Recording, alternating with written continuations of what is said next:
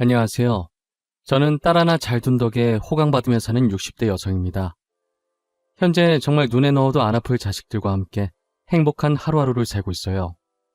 제게는 무엇과도 바꿀 수 없을 만큼 소중한 딸 하나와 아들 하나가 있는데요.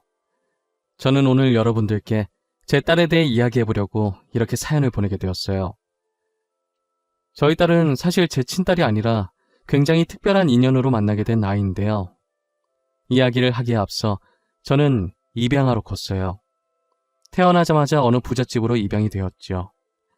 말이 좋아야 입양이지 친정 부모님께서 돈이 없어서 저를 부잣집에 돈 받고 판 것이었죠. 저를 키워주셨던 부모님은 최대한 기억이 없는 갓난아이를 입양하고 싶어 하셨어요. 그래서 보육원에 들렀는데 당시엔 갓난아이를 찾기 힘드셨대요. 5군데 정도 돌았었고 제일 어린아이가 6살이었다고 하더라고요. 부모님께서 마지막 보육원을 나오려고 했는데 보육원 입구에서 한 부부가 갓난아이를 안아들고 불안해서 안절부절 못하는 사람 마냥 자꾸 왔다 갔다 하더래요. 부모님이 나오면서 미심쩍은 눈으로 그 부부를 유심히 봤다고 하더라고요. 그런데 부부 대화 소리를 들어보니 형편이 너무 안 좋아서 애 키울 여력이 안 되니까 보육원에 놔두고 오려고 했는데 차마 아기에게 너무 미안해서 못 놓고 계속 고민하던 중이었던 거예요. 그 소리를 듣고 어머니와 아버지가 눈빛 교환을 하고 부부에게 다가갔다고 하더라고요.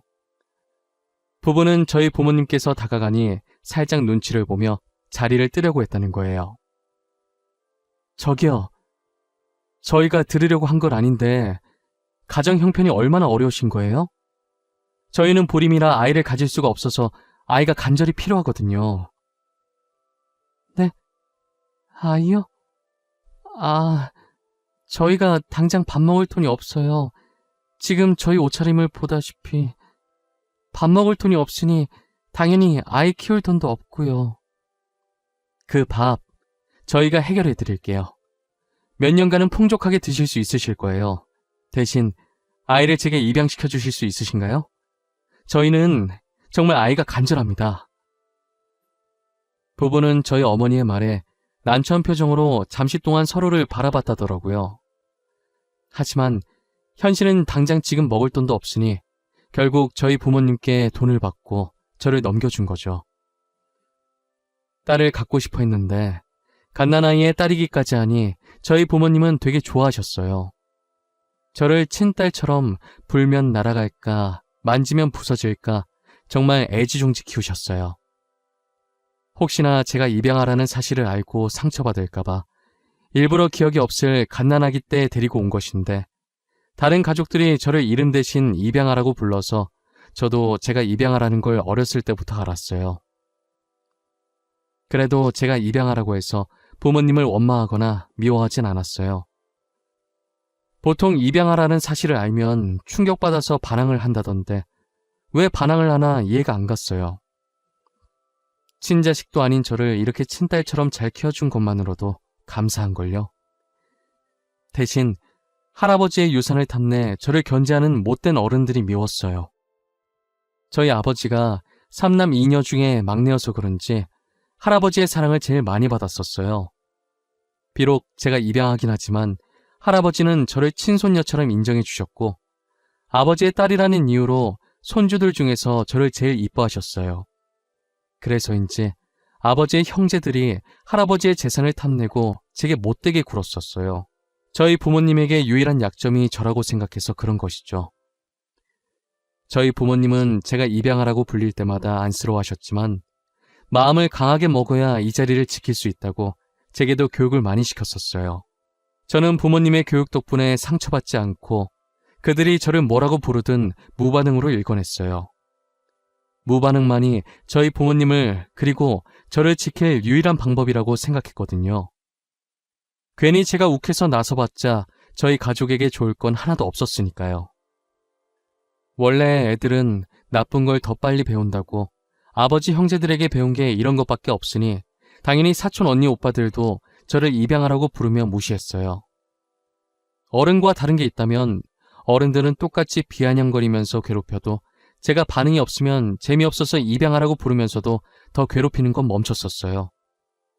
하지만 사촌 언니 오빠들은 계속 제가 반응이 보일 때마다 집요하게 괴롭히죠. 제가 반응을 안 하면 자신을 무시한다 생각하고 저 따위한테 자신들이 무시당한 게 괜히 자존심 상해서 분한 마음에 저를 더 괴롭혀요. 그래도 유일하게 저를 챙겨준 건 작은 아버지네 딸이었어요. 아버지 형제 중에서도 작은 아버지네만 저희를 괴롭히지 않았어요. 재산 욕심 없던 작은 아버지네 가족은 늘 저희를 챙겨주었어요. 작은 아버지 따라 사촌 언니도 자연스럽게 저를 많이 챙겨주었죠. 만약 사촌 언니가 없었다면 저는 적밖에 없는 이 집안에서 절대 버틸 수 없었을 거예요. 언젠간 사촌 언니를 도울 일이 있다면 어떤 일이든 도와줘야겠다고 마음먹었어요. 제가 25살이 되던 해 사촌 언니가 30살이었고 사촌 언니는 결혼을 앞두고 있었어요. 저는 결혼 축하 선물을 해주고 싶어서 사촌 언니와 함께 백화점에 갔었어요. 언니가 평소 가지고 싶어 했던 것을 선물로 사고 형부가 좋아할 만한 것도 사려고 구경을 하고 있었는데 한참 구경하다가 언니 휴대전화가 요란하게 울리기 시작하는 거예요. 형부한테 걸려온 전화였고 언니는 웃으면서 밝은 목소리로 전화를 받았어요. 언니가 전화 받을 때와는 다른 표정을 하더니 폰을 떨어뜨리고 달려나가는 거예요. 저는 언니의 폰을 주워들고 혹시나 놓칠까봐 빠르게 뒤따라갔어요. 아슬아슬하게 언니가 탄 택시에 저도 같이 탈 수 있었어요. 언니는 사시나무 떨리듯 몸을 떨면서 안절부절 못하더라고요. 기사님한테 병원으로 가달라고 하는데 저는 눈치껏 형부한테 무슨 일이 생겼다는 걸 알 수 있었죠. 소정아, 우리 오빠가 사고 나서 지금 병원에 아무 일 없어야 돼, 진짜. 아무 일 없어야 돼. 내가 오빠 없이 어떻게 살아. 언니, 아무 일 없을 거야. 형부 괜찮으실 거야. 형부가 얼마나 강한 사람인데 언니도 알잖아. 분명 아무 일 없을 거야. 아직 확인도 안 했는데 벌써부터 걱정하지 말자, 응? 나 너무 무서워. 아까부터 자꾸 안 좋은 기분이 들어. 옷 살게. 아저씨, 저희가 지금 너무 급해서 그런데 조금만 빨리 가주세요. 부탁드릴게요. 죄송합니다. 병원에 도착하니 형부는 침대 위에 누워 미동도 없었고 흰천을 덮고 있었어요. 형부는 꽃을 사들고 언니를 만나러 오다 졸음운전 차량에 사고를 당하고 말았어요. 언니는 망연자실한 표정을 한 상태로 흰천으로 덮인 형부를 안으며 눈물을 흘렸어요. 오빠 뭐야? 일어나. 나 놀래키려고 일부러 장난치는 거지? 그런 거지? 오빠, 왜 이러고 누워있는 건데? 자는 척 하지 마. 눈 좀 떠봐, 응? 내가 미안해. 잘못됐어. 언니, 그만해. 언니가 계속 이러면 형부가 마음 편히 못 가셔. 제발 그만해, 응? 나만 두고 가는 주제에 마음 편히 가면 안 되지. 걱정돼서 계속 돌아보게 만들 거야. 나쁜 놈. 오빠는 나쁜 놈이야. 혼자 가고 나도 데리고 가지. 나랑 같이 가지. 사촌 언니는 형부 장례식 동안에도 나쁜 놈이라며 중얼거리면서 하염없이 눈물을 흘렸고 장례식을 마친 후엔 언제 슬펐냐는 듯 다시 예전 모습으로 돌아갔어요. 당시 사촌 언니의 뱃속엔 조그만 생명이 숨쉬고 있었어요. 아마도 언니는 이 조그만 생명 때문에 악착같이 버텼던 것 같아요. 저는 겉모습만 봤을 때 잘 웃고 얘기도 잘하길래 언니가 괜찮아 보이는 듯 했어요. 하지만 언니의 속은 골물대로 다 골마 있었고 점점 시름시름 앓아갔어요. 결국 사촌 언니는 혼자서 마음의 병을 앓다가 세상을 떠나버렸어요. 엄마, 아빠 다 세상을 떠나버리고 혼자 남은 갓난아기 조카를 저마다 불쌍하다고 한마디씩 했죠. 다들 저 아이를 어쩌면 좋을지 이야기를 나누는데 제가 저 아이를 키워야겠다고 마음먹었어요. 그동안 언니가 제게 잘해줬으니 그 빚을 아이를 키우며 갚아 나가야겠다는 생각이 들더라고요. 처음엔 아이를 키우겠다는 제 의견에 저희 부모님께서 굉장히 반대를 하셨었어요. 소정아, 너 아직 결혼도 안 한 아가씨야. 너가 이 아이 키우면 결혼은 어떻게 하려고 그래? 은혜 갚는 건 좋다 이거야. 그런데 어떤 남자가 애 있는 여자랑 결혼하고 싶어 하겠어? 그래, 그건 네 엄마 말이 맞다. 우리가 그동안 네 의견에 반대한 적 있었니? 하지만 이건 진짜 아니야. 소정아, 다시 한 번만 잘 생각해보자, 응? 더 생각해볼 것도 없어요. 저는 이미 마음 정했어요. 이 아이, 제가 키울래요. 저도 엄마 아빠 부탁 거절한 적 단 한 번도 없어요. 하지만 이번만큼은 저도 물러설 수가 없어요. 부모님은 결혼도 안 한 25살짜리 아가씨가 무슨 아이를 키우냐며 나중에 결혼은 어떻게 하려고 하냐면서 미래를 생각하려며 절대 아이를 못 키우게 하셨어요. 저는 무작정 아이를 데리고 집으로 돌아왔고 부모님도 아이를 보고 불쌍하다 여겼는지 결국은 제 의견을 따라 아이를 키우라고 허락을 해주셨어요. 당시 저는 부모님께 소개는 안 드렸었지만 결혼을 약속한 남자친구가 있었어요. 아이를 데리고 오겠다고 부모님께 말하기 전에 남자친구에게 먼저 말했었어요. 아무래도 결혼을 약속한 사이인데 이렇게 중요한 사안을 마음대로 정하는 건 아닌 것 같아서요. 남자친구는 제 이야기를 듣더니 제 사정을 다 이해하더라고요.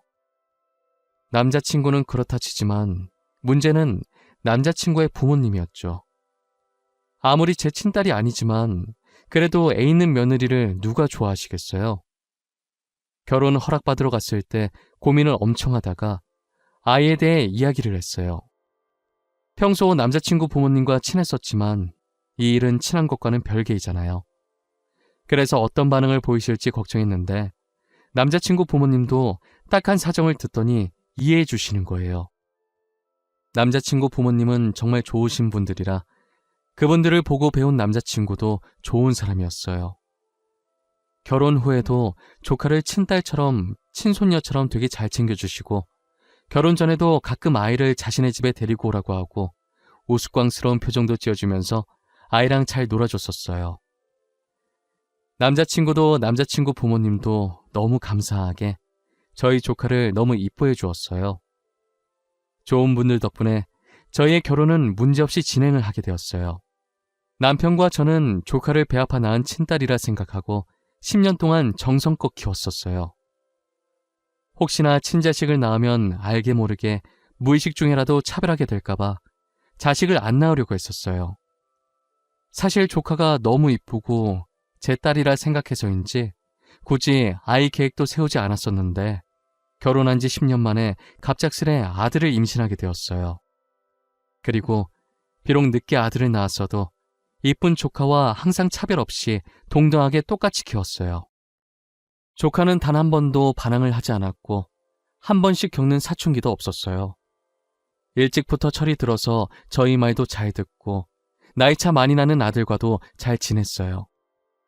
아무래도 저희 부부가 맞벌이다 보니 저희 아들은 거의 조카가 키웠다고 보면 될 정도예요.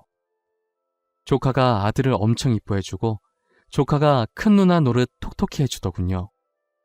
공부에는 전혀 관심 없었던 조카가 중학생이 되고부터는 누가 시키지도 않았는데 스스로 공부를 열심히 하더라고요. 고등학생 때는 진짜 자는 시간 제외하고 밤낮 할 것 없이 모든 시간을 책상 앞에만 붙어 있었고 코피를 흘려도 대충 코에 휴지 넣어놓고 공부를 했어요. 정말 독하다 싶을 정도였죠. 그렇게 15년 동안 악착같이 공부하더니 심리학과 의사가 되더라고요.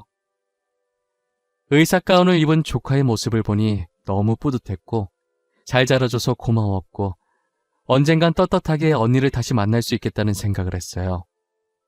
언니 딸, 내가 이렇게 멋있게 키웠다며 의사 만들어 놨다면서요. 저는 조카 다 키웠으니 드디어 고생이 끝났다는 생각이 들었어요. 하지만 말썽 안 피우는 조카 대신 아들이 조카 목까지 반항도 크게 하고 제 속을 많이 썩였었어요. 이제 막 고등학생이 된 아들은 대체 어디서 구한 건지 가방 안에서 담배곽이 나오더라고요. 저희 집엔 담배 피는 사람이 한 명도 없었거든요. 저희 부모님도 안 피시고 남편, 저, 그리고 딸까지 전부 비흡연자예요. 제가 늘 집에서 학교 다니다 보면 친구랑 어쩌다 한 번씩 싸울 순 있어도 성인이 될 때까지 술, 담배는 절대 하지 말라고 교육을 시켰었거든요. 그런데 이렇게 떡하니 학생 가방 속에서 담배꽉이 나오니 화가 나는 거예요.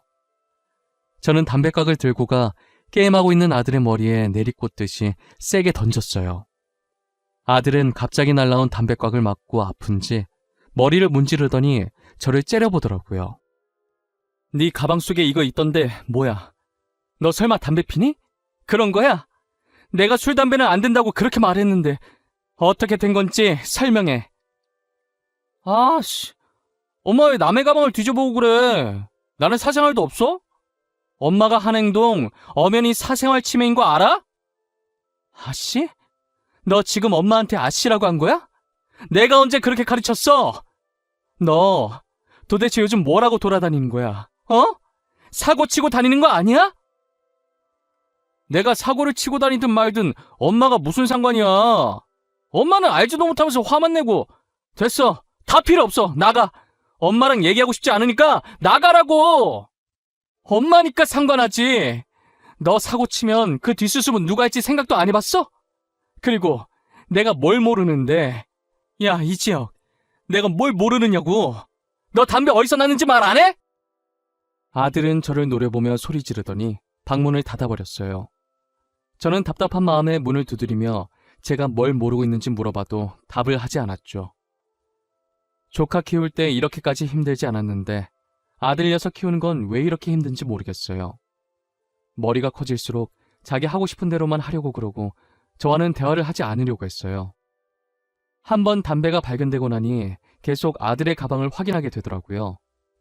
이해해보려고 하고 참으려고 해봤지만 계속해서 담배꽉이 나오니 저도 슬슬 화가 나는 거예요.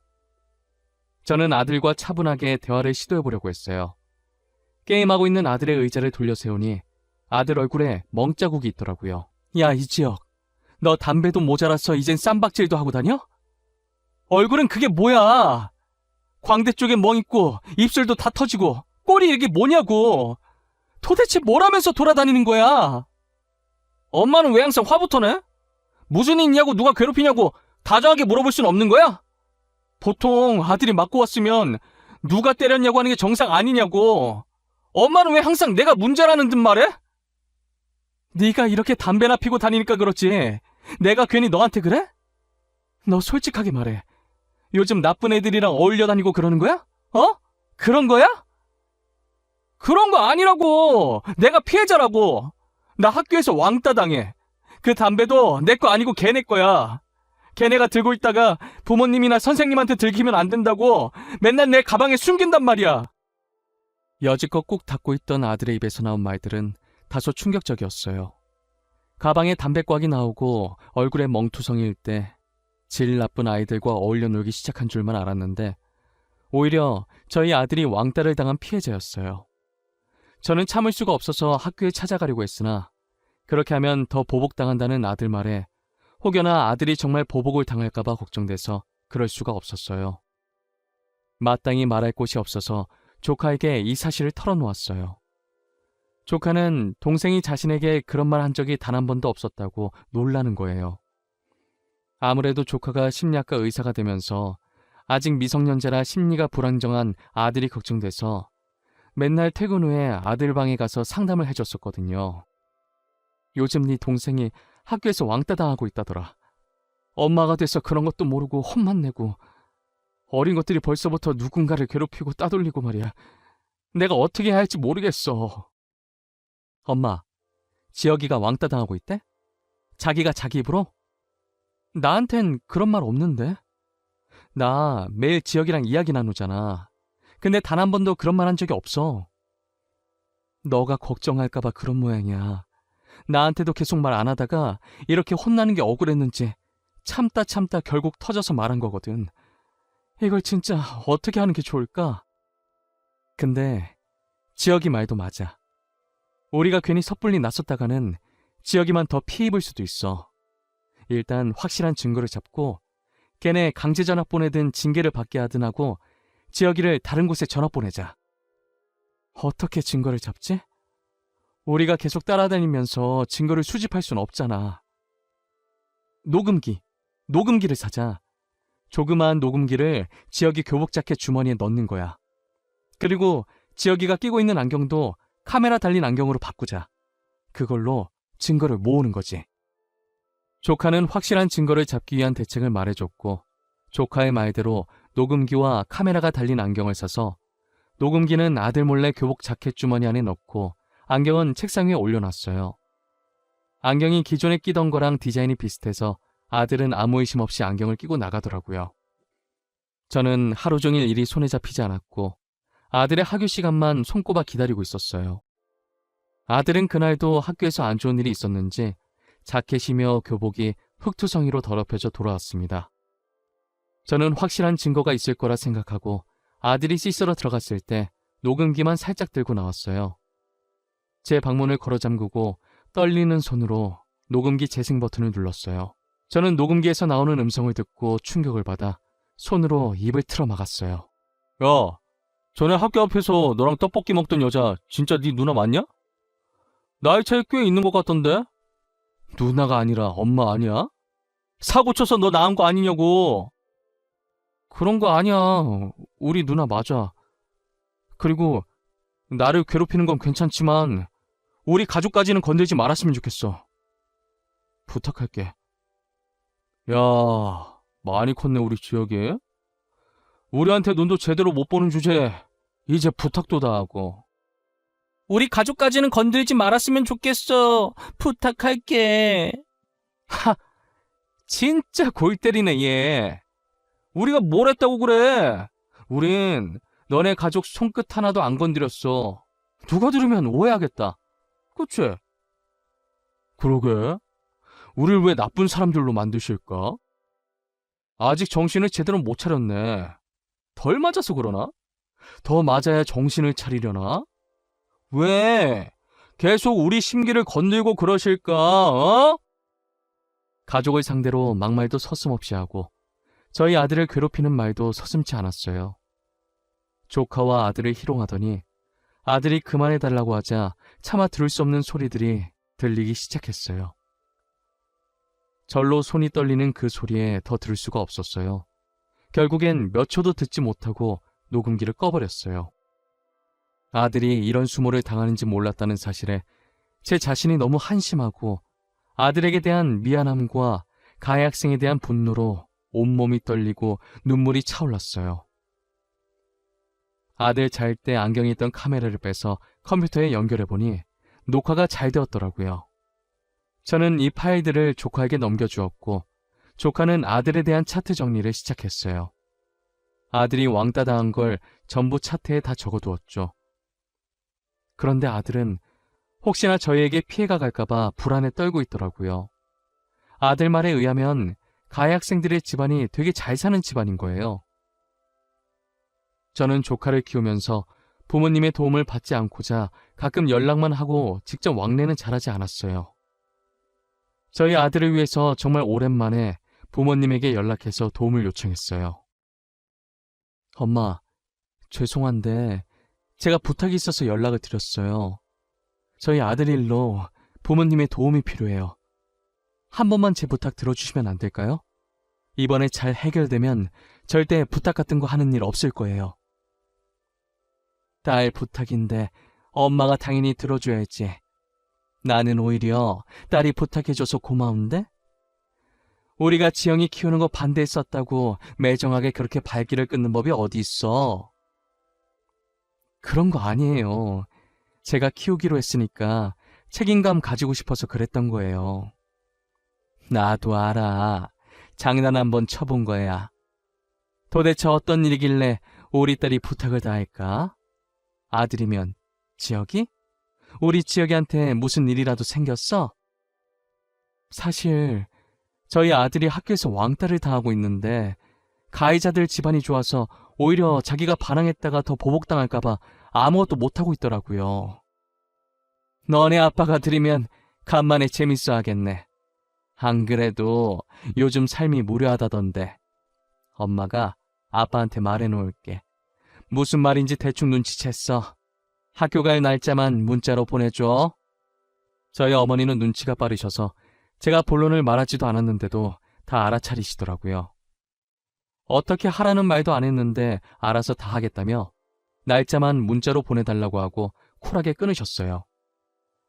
간만에 재미난 일이 생겼다며 좋아하시는데 못 말리겠더라고요. 제가 앞에 말했듯이 저희 집안이 부자라고 했었잖아요. 그래서 재산 때문에 어른들이 저를 입양하라 부르고 괴롭혔다고요. 저희 집안이 웬만한 기업들과는 거의 다 손을 잡고 있어서 상대가 잘 사는 집안이라고 해봤자 다 거기서 거기고 대부분 저희 집안이 투자금을 쥐어준 집안일 거예요. 저희 집안은 가족끼리만 돈 가지고 싸움을 벌이지 밖에서는 부자라고 티를 잘 내지 않아요. 예전에 티냈다가 돈 노리고 접근하는 사람들이 많아서 계속 당하다 보니 티를 안 내게 됐어요. 저희 아버지도 돈 자랑하거나 집안 자랑하는 것을 별로 안 좋아하시는데 이렇게 상대가 먼저 집안 좋다고 시비를 걸어온다면 말이 달라졌죠. 엄마한테 학교에 갈 날짜를 찍어 보내줬더니 그날 학교에 오신 부모님 패션을 보고 역시나 그럴 줄 알았다는 듯이 고개를 저었어요. 명품은 기본이고 브랜드별로 최고로 비싸고 전 세계에 몇 개 없는 한정판 차도 새로 뽑으셨더라고요.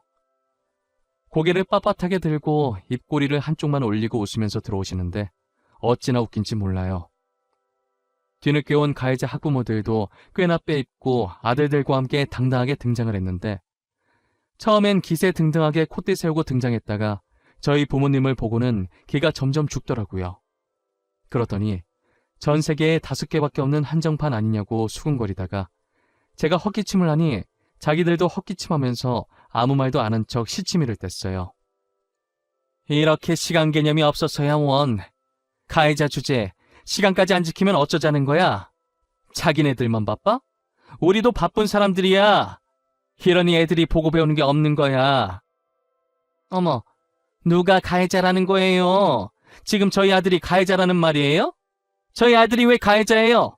길거리 꽃도 소중하게 여기는 아이예요. 길거리 꽃도 소중하게 여기는 애가 우리 손자는 왜 그렇게 밟았대? 얼마나 무자비하게 밟던지 차마 내 두 눈 뜨고 볼 수가 없던데. 어머니는 가해자 학부모들을 살짝 째려본 후 녹음본이 든 USB를 담임 선생님께 건넸어요. 선생님이 컴퓨터에 연결해서 영상을 재생시켰고 스피커를 통해 아들이 맞는 소리와 가해 학생들이 저희 아들에게 희롱하는 목소리들이 흘러나왔어요. 그리고 조카가 조용히 가방에서 저희 아들 심리 상담했던 차트를 꺼내서 선생님께 건넸어요. 조카는 가해 학생들의 학부모의 눈을 똑바로 보면서 가해 학생들의 강제 전학을 원하고 저희 아들의 정신적 피해 보상도 원한다고 똑부러지게 말하더라고요. 결국 가해 학생들은 아들과 마주치지 못하도록 타 지역으로 강제 전학을 시켰고 아들은 매주 상담을 받으며 피해 보상도 계속 청구 중이에요. 그리고 역시나 가해자 학부모들은 저희 집안에 투자금을 받고 있던 집안이었고 부모님은 그 집안에 들어간 투자금을 다 회수해버렸어요. 돌이켜보니 이번 일은 저희 부모님과 조카의 합작이고 저는 아무것도 한 게 없네요. 저는 학교에서 나오면서 부모님과 조카에게 진심으로 고맙다고 했어요. 부모님은 조부모로서 할 일을 한 거라고 하시면서 쿨하게 돌아서시더라고요. 조카는 제 손을 꼭 잡고 잘 끝나서 다행이라며 눈물을 글썽거렸어요. 저는 집으로 돌아오는 길에 조카와 아들 손을 꼭 잡고 이런저런 이야기를 참 많이 했어요. 그러다 문득 조카가 왜 심리학 의사가 됐는지 궁금하더라고요. 딸, 근데 전부터 궁금했는데 갑자기 왜 심리학 의사가 된 거야? 너 원래 작곡가가 꿈이라면서 작곡학원 알아보고 그랬었잖아. 엄마 때문에 마음고생 많았던 우리 엄마 생각나서 그랬어. 지금 내 옆에 있는 우리 엄마 말고 돌아가신 엄마 말이야. 너 그거 어떻게 알았어? 언제부터 알았던 거야? 나 말한 적 없는 것 같은데. 조카는 자신이 친딸이 아니라 입양아였다는 사실을 다 알고 있는 거예요. 알고 보니 중학생 때 뭐 가지러 안방에 들어왔다가 우연히 화장대 서랍에 있던 제 다이어리를 보고 저희가 친부모가 아니라는 사실을 알게 되었다고 하더라고요. 사촌 언니의 아이를 저희가 친딸처럼 키워왔고 그게 자신이라는 걸 알게 되었죠. 그 사실을 알고 중학생 때부터 공부를 열심히 했었대요. 돌아가신 친어머니가 친아버지 때문에 마음고생하다가 세상을 떠난 걸 알고 공부를 열심히 해서 사람들 마음의 병을 치료해야겠다는 생각을 했다네요. 그런데 이렇게 동생을 왕따 피해자로 상담하게 될 줄은 몰랐다고 하더라고요. 조카는 자신을 친딸처럼 생각하고 이렇게 잘 키워줘서 고맙다고, 늘 감사한 마음으로 살았다고, 고생 정말 많이 하셨다고 하면서 절 안아주는 거예요. 이런 날이 오면 눈물이 날 줄 알았는데 눈물보다는 웃음이 나더라고요. 조카가 그렇게 느낄 정도로 내가 좋은 엄마였구나, 좋은 엄마 되기 성공했구나 싶었어요. 아들은 우리의 말에 놀라서 입을 쩍 벌리더라고요. 누나가 자기 친누나가 아니었냐고 하면서요. 저는 고등학생이 된 아들이 충격받아서 누나라고 안 부르면 어쩌나 했는데 자긴 누나가 너무 좋다면서 계속 친누나 해달라고 우는 거예요. 조카는 아들 눈물을 닦아주면서 누나 계속 할 거니까 울지 말라며 달래줬어요. 영원히 저희 부부의 딸이고 저희 아들의 누나임은 변하지 않다고 하면서요. 지금도 여전히 저를 엄마라고 부르며 친모녀처럼 잘 지내고 있어요. 저희 아들도 한 번 누나는 영원히 누나라며 예전이나 지금이나 조카랑 사이좋게 잘 지내요. 다른 학교로 전학 가서 적응도 잘하고 있고요. 저는 더도 말고 덜도 말고 딱 지금만큼만 저희 가족이 행복했으면 좋겠어요. 저의 이야기는 여기까지입니다. 입양하라고 해서 다른 사람과 다른 건 아무것도 없습니다. 전 배 아파 낳았든 마음으로 낳았든 다 같은 자식이라고 생각해요. 여러분들도 입양하라고 해서 친부모한테 버림받았다고 불쌍하다는 생각을 하지 않았으면 좋겠어요.